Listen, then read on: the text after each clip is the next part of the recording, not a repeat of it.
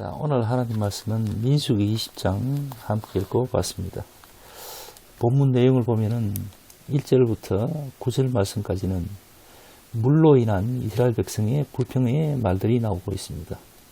그리고 10절부터 13절까지는 반석에서 물을 낸 모세와 아론의 모습이 등장하죠.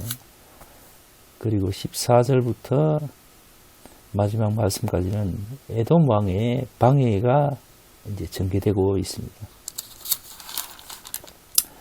우선 에돔 왕은 누군가 하면은 사실은 지난 야곱 이스라엘의 쌍둥이 형 에서의 후손들입니다. 그래서 사실은 이스라엘 민족과 이 에돔 왕과의 어떤 관계는 사실 남이라고는 할 수 없죠. 먼 친척 관계라고 보면 됩니다. 근데 이스라엘 백성들이 에돔 왕에게 우리가 지나가야 될 테인데 좀 비켜달라고 했을 때 에돔 왕이 거절을 하죠. 그리고 그들을 막아쓰고 자국의 어떤 국익과 관련해서는 피도 눈물도 없는 오늘날과 거의 비슷하죠.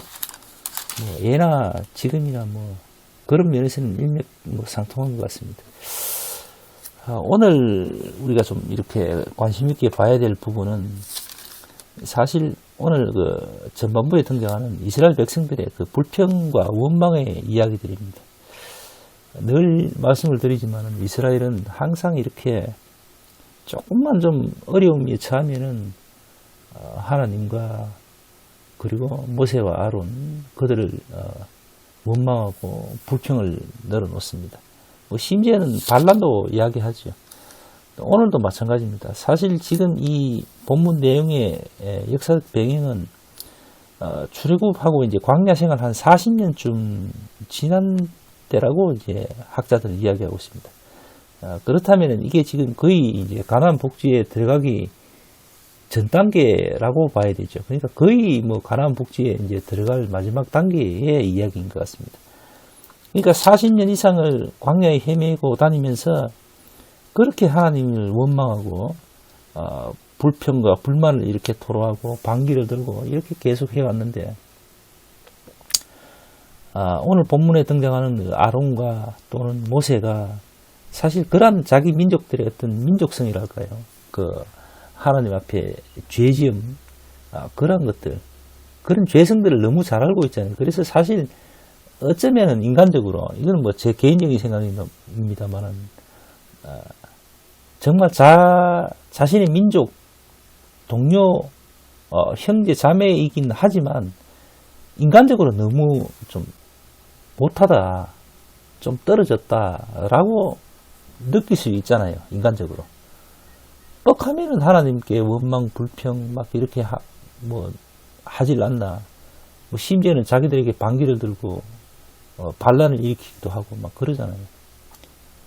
그럴 때마다 하나님이 징계를 주시긴 하지만, 그래도 또 살려주시고, 이렇게 하는 모습을 보면서, 한 번, 두 번도 아니고, 하나님이 저들을 그렇게 사랑하실까? 또 혹은, 저들에게 은혜를 주시기까지 하실 필요가 있을까? 또 혹은 저들에게 젖과 꿀이 흐르는 가나안 땅을 허락할 필요가 있을까라는 생각을 할 수도 있지 않을까라는 생각을 해봅니다. 저 같으면 사실 장담은 할 수 없지만은 방금 말씀드린 것처럼 이렇게까지 할 필요 있겠나 해서 포기했을 수도 있을 것 같습니다. 그런데 하나님은 계속해서 기회를 주시고 하셨잖아요. 그죠? 오늘도 마찬가지입니다. 이스라엘 백성들이 물이 없어 목말라 죽는다고 이렇게 불만을 토로하고 이렇게 이제 하니까 하나님이 먼저 들으시고는 아론과 모세에게 물을 이제 허락하시잖아요. 지팡이를 쳐서 물을 내게 하시겠다고 하셨습니다. 근데 이제 좀 전에도 말씀드렸지만은 모세나 아론이 아이고 싶은 거지요, 그죠? 한숨이 나오지요, 기가 차고. 그래서 조금 오늘 본문 내용을 보면은 어쩌면은 모세와 아론 역시도 그런 하나님의 어떤 처사에 약간의 어떤 불평이랄까요? 또 혹은 좀 답답하다는 듯 그런 어떤 표를 좀 내는 것 같습니다. 오늘 본문 내용을 보면은 어쨌든 그래서 짜증을 좀 내죠. 여기 본문 내용을 보면은 10절을 보면은 나옵니다.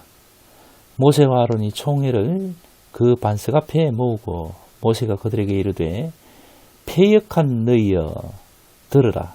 우리가 너희를 위하여 이 반석에서 물을 내랴 하고 이렇게 이야기합니다.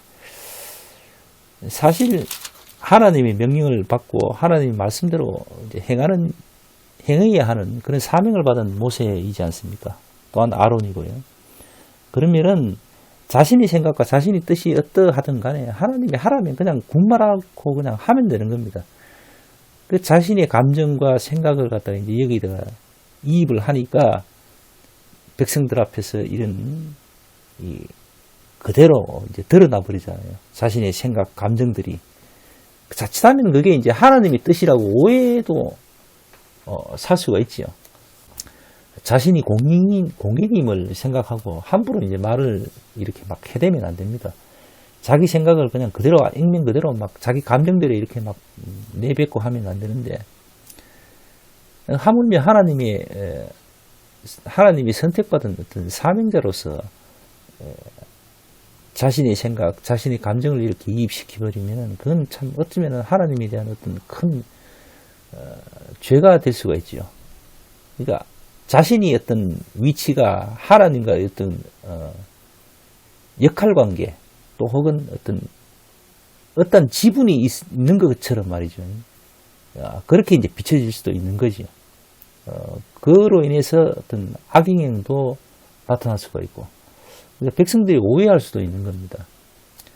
어쨌든 그런 상황이 있어서 그런지 모르지만은 어쨌든 오늘 본문 내용에는 아론이 결국은 이제 그 명을 다하고 하나님의 부르심을 받게 되죠. 자, 결국 어쨌든 이 본문 내용과는 상관없이 장차 이제 가나안 복지에 모세와 아론은 들어갈 수가 없습니다. 사실 모세도 그렇고 아론도 그렇고 그동안 하나님의 부르심을 받은 가운데에서도 많은 어떤 실수 또 혹은 죄를 지은 바가 있습니다. 그렇기 때문에 우리의 어떤 일거수일투족, 우리의 어떤 생활, 우리의 어떤 마음가짐과 생각 이런 것들을 좀 조심들 해야 됩니다. 그러니까 평소에 하는 어떤 믿음의 습관들, 기도나 말씀을 보는 거나 찬송, 찬양을 통해서 그런 훈련들이 충분히 되지 않을까 그런 생각을 해봅니다. 자, 오늘 말씀 생각하면서 기도하고 예배를 마칩시다. 기도합시다.